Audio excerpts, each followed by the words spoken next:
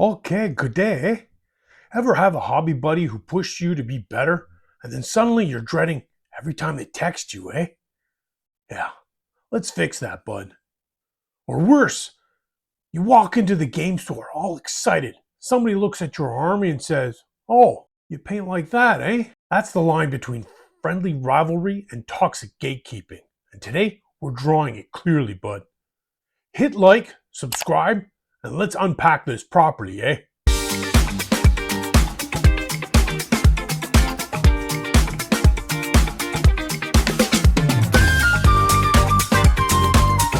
Welcome back to C7 Hobbies, where we tackle the psychology behind wargaming and miniature hobbying, so you can enjoy the hobby without the mental baggage, bud. This episode sits inside Fighting the Comparison Monster, the playlist about self-doubt, unhealthy comparisons, and reclaiming your confidence, eh? Oh, don't worry, eh? Just in the middle of a move, eh? Okay, so today we're breaking down when the rivalry is healthy and why it works, when it becomes pressure, and how to spot the shift, eh? And how gatekeeping damages more than just feelings. It damages the whole hobby, eh? Because this hobby should challenge you, bud, not shrink you, eh? So let's dive in. Beauty. Part 1. Friendly rivalries, the good side. Let's start positive. Friendly rivalry can be incredible, eh? When done well, when it's healthy, rivalry increases motivation. You each push each other forward, eh? Builds accountability. You show up because they're showing up. Creates shared goals. You're in it together, bud. Makes improvement fun. Competitive. Competition is game, not war, eh? In sports psychology and performance research, competition can increase effort and engagement, especially when the environment feels supportive. If you had a buddy say, "Let's finish 500 points this month, bud," and you're cheering each other on, sharing progress without judgment, and celebrating whether either of you hit milestones, that's growth fuel, eh? That's the good stuff. Beauty. Why it works. Friendly rivalry works because it taps into the three big human needs. 1. Belonging, eh? You're part of something together, not alone grinding in your own basement, bud. 2. Shared struggle. You both know how hard it is. You're not competing, you're co-surviving. 3. Mutual encouragement. You're lifting each other up, not tearing each other down. You're not trying to prove superiority, eh? You're trying to improve together. Beauty. Big difference. It's iron sharpens iron, eh? Not iron throws iron at your self-esteem and runs away laughing. Nobody wants that. Part 2. When friendly rivalry becomes pressure. Now here's where things tilt. Whoa! Rivalry turns unhealthy when you tie self-worth to winning. It's not, "I lost this game." It's, "I'm a loser," eh? You dread updates.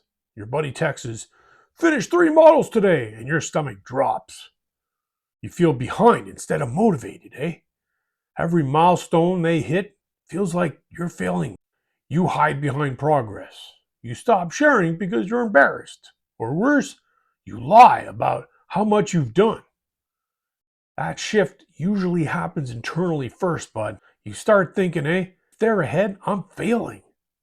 That's comparison distortion, bud. You're measuring your entire identity against someone else's progress.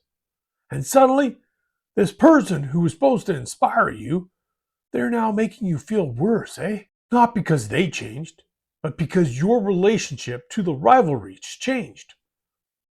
So here are the warning signs. Ask yourself these questions right now, eh?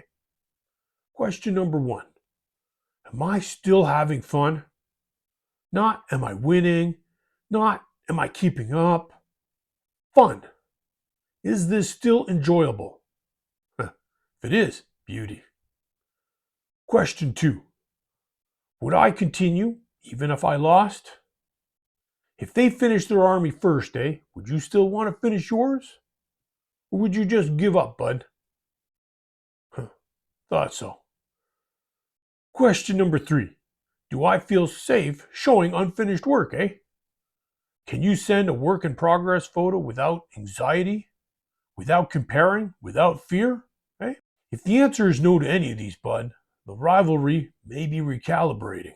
Competition should stretch you, not stress you, bud. If your hobby, buddy, makes you feel like you're back in high school gym class getting picked last for dodgeball, That's not rivalry. That's trauma, bud.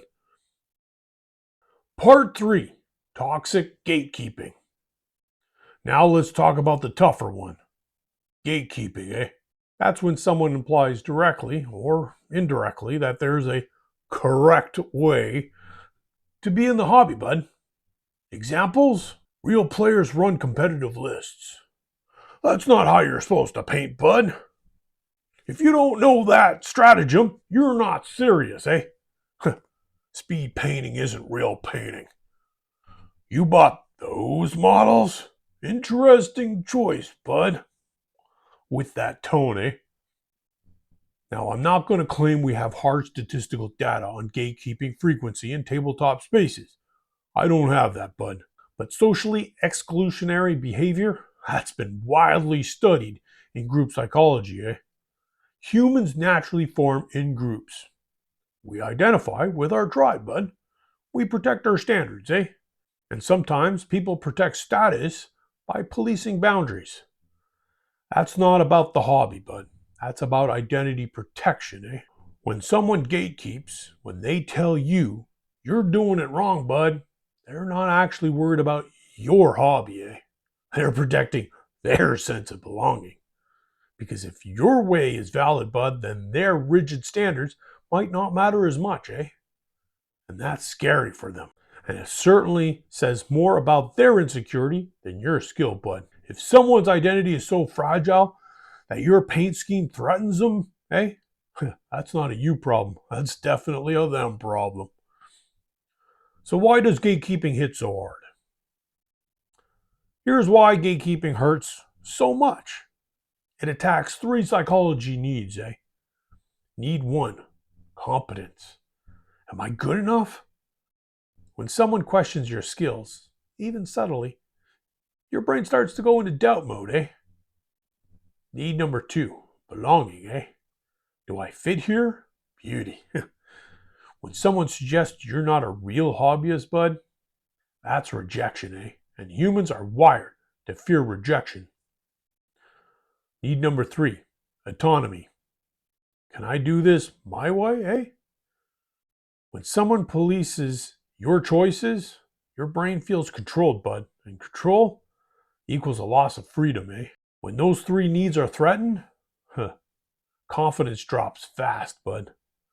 That's why one offhand comment can linger for weeks, It's not that you're sensitive, it's that belonging matters.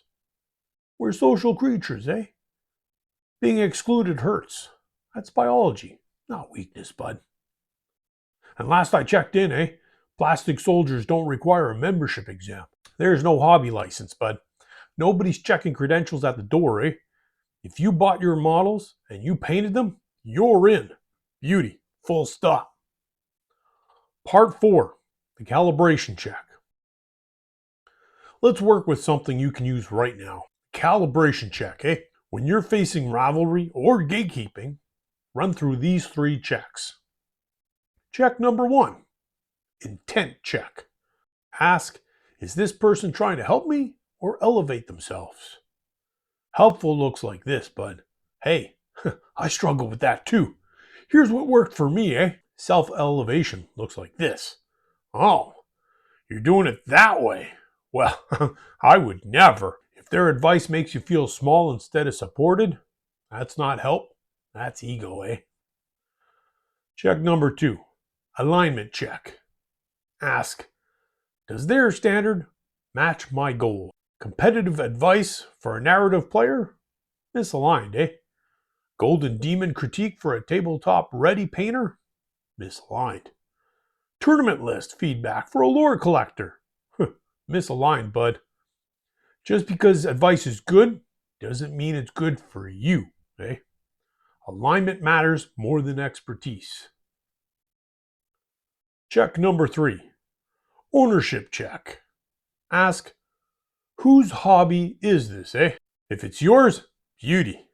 You set the standards, bud. Not the loudest voice in the room, eh? Not the person with the most trophies. And definitely not the gatekeepers, bud. You, eh? Your hobby, your rules, your standards. Beauty. End of discussion, bud. Practical tools. Here's your practical toolkit for dealing with rivalry and gatekeeping. For rivalries, tool 1. Set shared goals, not comparative ones. Not who's finished first, bud. Try let's both finish by March, eh? Tool 2. Celebrate effort, not just outcome. You painted 3 hours this week? That's awesome. Not, you only finished 2 models? I finished 5, eh? Tool number 3. Check in emotionally, not just competitively. How are you feeling about your progress, bud? Not, how many points are you at, eh? For gatekeeping, tool number 1. Respond with calm curiosity, bud. Interesting. Why do you prefer that, eh? This disarms them. They expect offense, not genuine interest. Tool number 2, or disengage entirely, eh? You're not required to debate your hobby style. Silence is often stronger than defense, bud. Walk away, eh? Find better people. Protect your energy. Not everyone deserves your explanation, eh? And that's okay. Ask yourself tonight, bud. Does this interaction make me feel more motivated or smaller, eh? Follow the motivation. Distance from the shrinking, bud. If someone constantly makes you feel less than, that's your signal. Doesn't matter if they're talented, bud. Doesn't matter if they mean well, eh? Protect your joy. That's the priority, bud. Beauty. All right.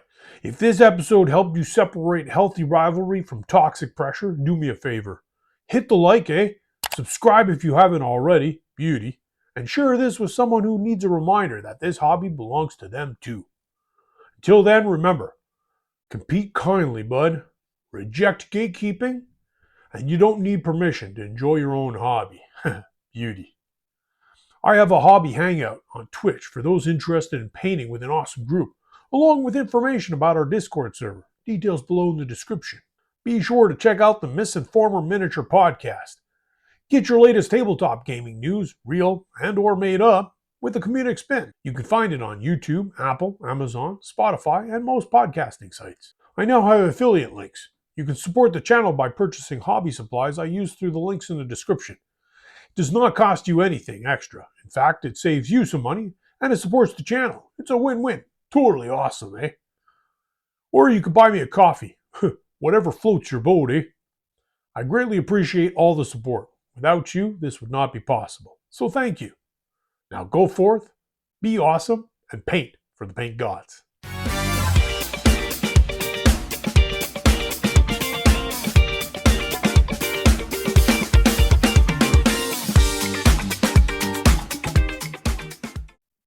Let's start positive, bud. Let's start positive, bud. Friendly. Why it works. Friendly rivalry. You're not trying to prove superiority.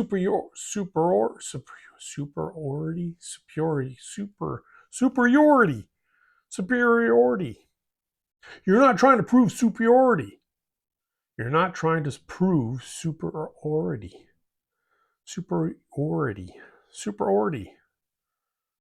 Superiority. And sometimes people protect status by policing.